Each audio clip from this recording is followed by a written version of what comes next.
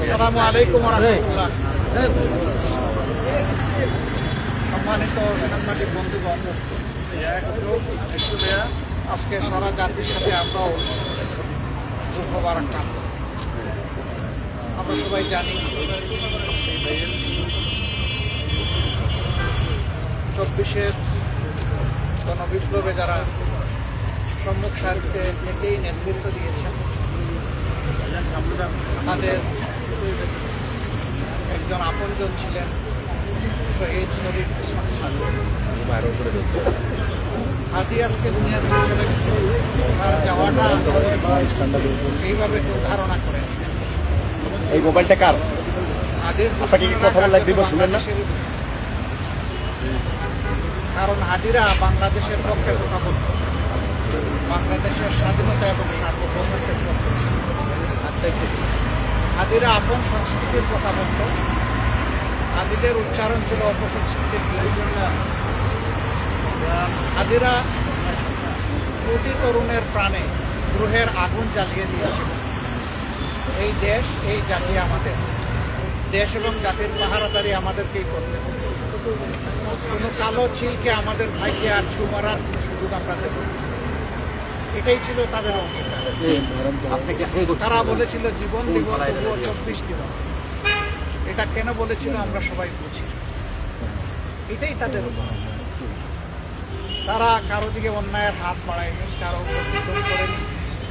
আদি আজীবন ইনসাফের কথা বলে, এমনকি বলতে বলতে এটাও বলেছে যে আমার শত্রুর প্রতি আমি ইনসাফ করতে চাই। আমি কোনো শত্রুর উপরেও বেইনসাফি করতে চাই না, এবং কেউ বেইনসাফি করুক সেটাও আমরা দেখতে চাই। এমনই একটা নির্মল চরিত্রের ছেলে, যে আসলেই অনেকের অন্তরে জায়গা করে। অনেকের ভালোবাসাটাই সম্ভবত তার জন্য কারো কারো কিন্তু সহ্য করা কঠিন হয়ে গেছে। এই জন্যই তারা ষড়যন্ত্র করে দুনিয়া থেকে তাকে উঠিয়ে দিয়েছে। কিন্তু যারা বিপ্লবী, তাদেরকে খুন করে বিপ্লবের চেতনাকে খুন করা যায় না, বরঞ্চ সেই চেতনা আরও ছড়িয়ে যায়। গতকালকের জানাজা সারা দুনিয়া প্রত্যক্ষ করেছে, এবং আমরা মনে করি সারা দুনিয়ায়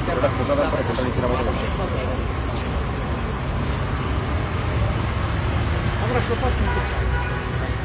আল্লাহ তাআলা যে দেশে আমাদেরকে পয়দা করেছে, এই দেশ, এই জাতির জন্য আমাদের সর্বোচ্চ দিয়েই আমরা লড়ে যাব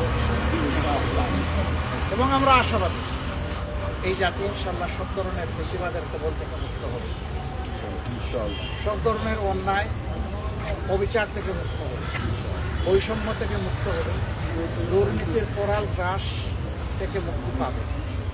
আমরা দুর্নীতির সেই দুর্ভেদ্য জাল বেড়া একবারেই ভেঙে তছনছ করে দেব। এ পর্যন্ত আমাদের লড়াই অব্যাহত থাকবে ইনশাআল্লাহ। তাহলে হাদি এবং হাদিদের আত্মা শান্তি।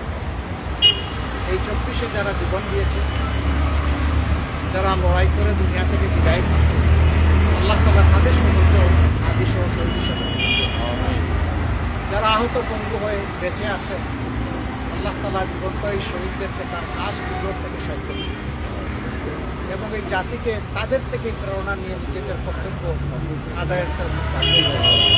আজকে রাজনৈতিক দলগুলোর উপর অনেক বড় দায়িত্ব। দোয়া করবেন প্রিয় দেশকে ঐক্যবদ্ধভাবে আমরা সবাই চাই পারস্পরিক ভুল বুঝাবুঝি ভুলে আমরা সামনের দিকে এগোতে পারি। আল্লাহ যেন তৌফিক দান করেন। আদর্শ এবং কৌশল দলগুলোর ভিন্নতা থাকবে, সেই লড়াই হোক বুদ্ধিবৃত্তি, সেই লড়াই হোক মুক্তি, এবং সেই লড়াই হোক মানবতার কথা। দেশ নয়, ব্যক্তি নয়, জাতি বড়, ব্যক্তি নয়, দল নয়, জাতি বড়। সেই কথার উপরে আমরা যেন রাজনৈতিক দলগুলো আমাদের পথ রচনা করে সামনে এগোতে পারে। আমরা সেই তৌফিক দান করি। আমরা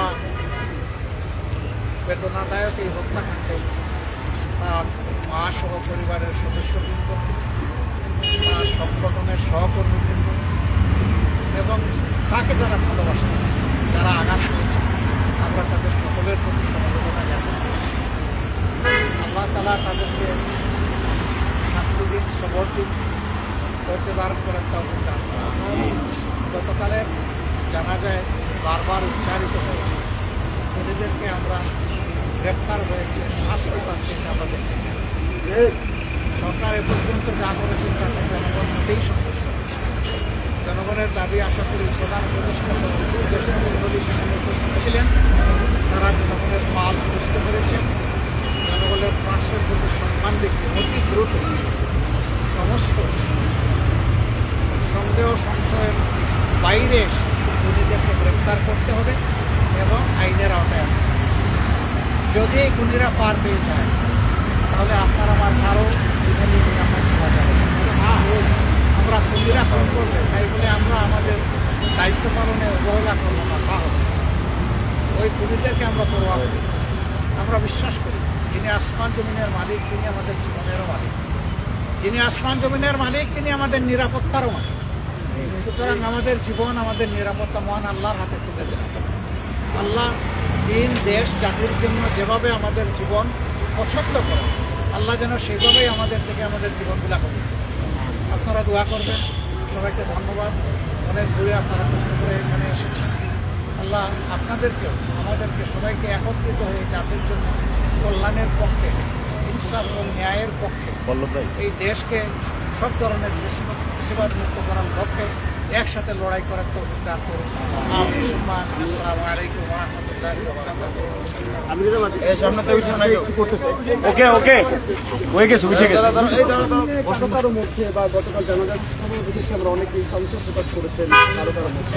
ভাই ভাই ভাই ভাই ভাই সামনে থেকে বসেন। এই বিষয়ে আপনার মধ্যে কোনো সংশয় আছে কিনা? আসলে দেখেন, কালকে আমরা জানাজায় গিয়েছিলাম নির্বাচন করতে যাই। ওখানে গিয়ে দেখে নির্বাচনের আলোচনা সাধারণ মানুষের কথা আপনারা শুনেছেন।